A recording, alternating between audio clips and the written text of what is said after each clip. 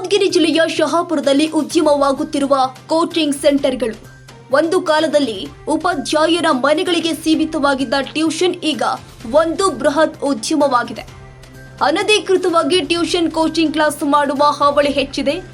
ಮಾನ್ಯತೆ ಪಡೆದ ಯಾವುದೇ ಶಾಲೆ ಕೋಚಿಂಗ್ ಹಾಗೂ ಟ್ಯೂಷನ್ ನಡೆಸುವ ಹಾಗಿಲ್ಲ. ಟ್ಯೂಷನ್ ತರಗತಿ ನಡೆಸಬೇಕು ಅಂದ್ರೆ ಶಿಕ್ಷಣ ಇಲಾಖೆಯಿಂದ ಮಾನ್ಯತೆ ಪಡೆಯಬೇಕು. ಜೊತೆಗೆ ನಿಯಮಗಳು ಆದ ನಿವೇಶನ, ಕಟ್ಟಡ ಸುರಕ್ಷತೆಗಳಂತಹ ವಿಚಾರವನ್ನ ಅನುಸರಿಸಲೇಬೇಕು. ಆದ್ರೆ ಇದರ ನಿಯಮವೇ ಪಾಲನೆ ಆಗ್ತಾ ಇಲ್ಲ. ನಮ್ಮ ಕರ್ನಾಟಕ ಸೇನೆಯ ಪ್ರಧಾನ ಸಂಚಾಲಕ ಭೀಮಣ್ಣ ಶಿಕಾಪುರ್ ಆರೋಪ: ಕೋಚಿಂಗ್ ಕೇಂದ್ರಗಳು ಪಡೆಯುವ ಶುಲ್ಕಕ್ಕೆ ಯಾವುದೇ ಇತಿಮಿತಿ ಇಲ್ಲ.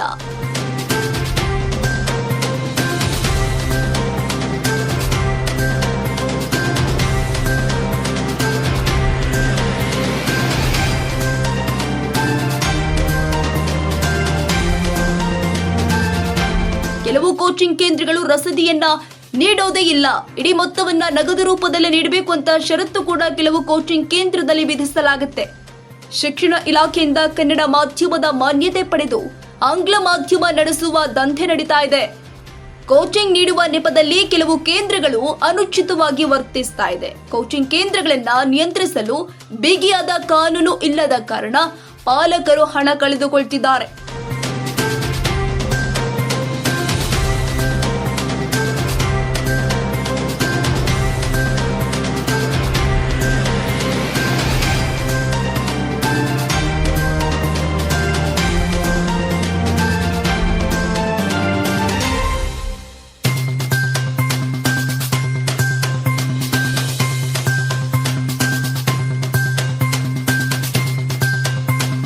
ಉತ್ತಮ ತರಬೇತಿ ದೊರೆಯದ ಕಾರಣ ಮಕ್ಕಳ ಅಮೂಲ್ಯ ಸಮಯ ವ್ಯರ್ಥವಾಗಿರುವಂತಹ ನಿದರ್ಶನಗಳು ಕೂಡ ಸಿಗುತ್ತೆ. ನಗರದ ಜನಪ್ರತಿನಿಧಿಗಳು ಹಾಗೂ ಕೆಲ ರಾಜಕೀಯ ನಾಯಕರನ್ನ ಅನಧಿಕೃತ ಶಾಲೆಗಳಿಗೆ ಕರೆಸಿ ಸನ್ಮಾನಿಸುವುದು, ಅವರ ಫೋಟೋಗಳನ್ನ ಪ್ರಚಾರ ನಡೆಸಿ ಪಾಲಕರ ಸೆಳೆಯುವ ಕೆಲಸ ಮಾಡ್ತಾ ಇದ್ದಾರೆ ಎಂದು ಹೇಳಿದ್ದಾರೆ.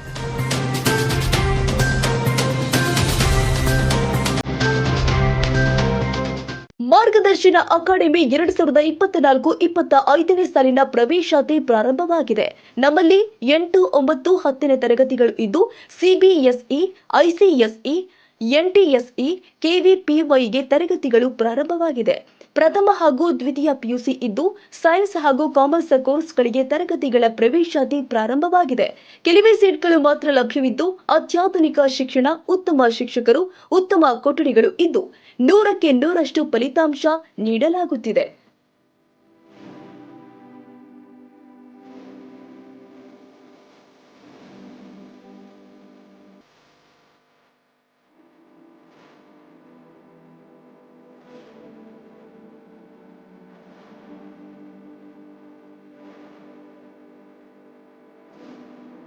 ಹಾಗಿದ್ರೆ ಒಮ್ಮೆ ಭೇಟಿ ಕೊಡಿ.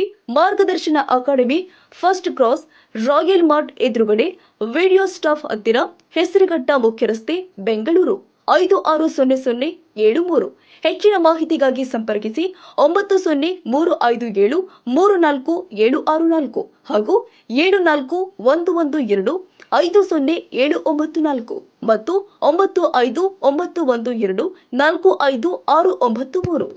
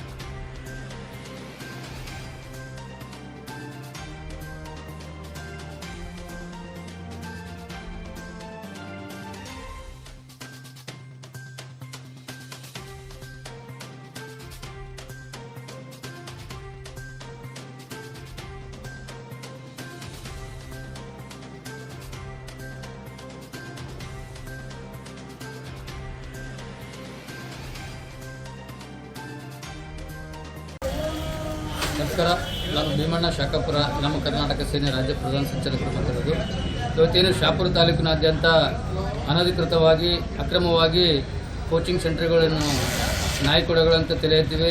ಈ ಒಂದು ಕೋಚಿಂಗ್ ಸೆಂಟರ್ಗಳ ಮೇಲೆ ಕ್ರಮ ಕೈಗೊಳ್ಳಬೇಕಂತೇಳಿ BO ಅವರು ಮತ್ತು DDP ಅವರಿಗೆ ಅನೇಕ ಸಲ ನಮ್ಮ ಕರ್ನಾಟಕ ಸೇನೆ ವತಿಯಿಂದ ನಾವು ಮನವಿ ಮಾಡ್ತಾ ಬಂದಿದ್ದೀವಿ. ಆದರೂ ಸಹ ಇಲ್ಲಿವರೆಗೂ ಯಾವುದೇ ರೀತಿಯಾದಂಥ ಕ್ರಮವನ್ನು ಇಲಾಖೆ ಕೈಗೊಂಡಿಲ್ಲ. ಈ ಕೂಡಲೇ ಈ ಮುಖಾಂತರ ನಾನು BO ಅವರು ಮತ್ತು DDP ಅವರಿಗೆ ಒತ್ತಾಯ ಮಾಡೋದೇನಪ್ಪ ಅಂತಂದರೆ, ಈ ಕೂಡಲೇ ಶಹಾಪುರ ತಾಲೂಕಿನಾದ್ಯಂತ ತಲೆ ಎತ್ತಿರ್ತಕ್ಕಂಥ ಅಕ್ರಮ ಕೋಚಿಂಗ್ ಸೆಂಟರ್ಗಳನ್ನು ಬಂದ್ ಮಾಡದೇ ಇದ್ದರೆ ನಮ್ಮ ಕರ್ನಾಟಕ ಸೇನೆಯ ಮುಖಾಂತರ ದೊಡ್ಡ ಮಟ್ಟದ ಹೋರಾಟವನ್ನು ನಾವು ಕೈಗೊಳ್ಳಬೇಕಾಗ್ತದೆ ಅಂತೇಳಿ ಈ ಮುಖಾಂತರ ನಾನು ಎಚ್ಚರಿಸ್ತಿದ್ದೀನಿ. ಕ್ಷಣ ಕ್ಷಣದ ಸುದ್ದಿಗಾಗಿ news 81 Kannada YouTube channel subscribe ಮಾಡಿ. ಹೊಸ ಸುದ್ದಿಗಳ ನೋಟಿಫಿಕೇಶನ್ಗಾಗಿ ಬೆಲ್ ಐಕಾನ್ ಕ್ಲಿಕ್ ಮಾಡಿ.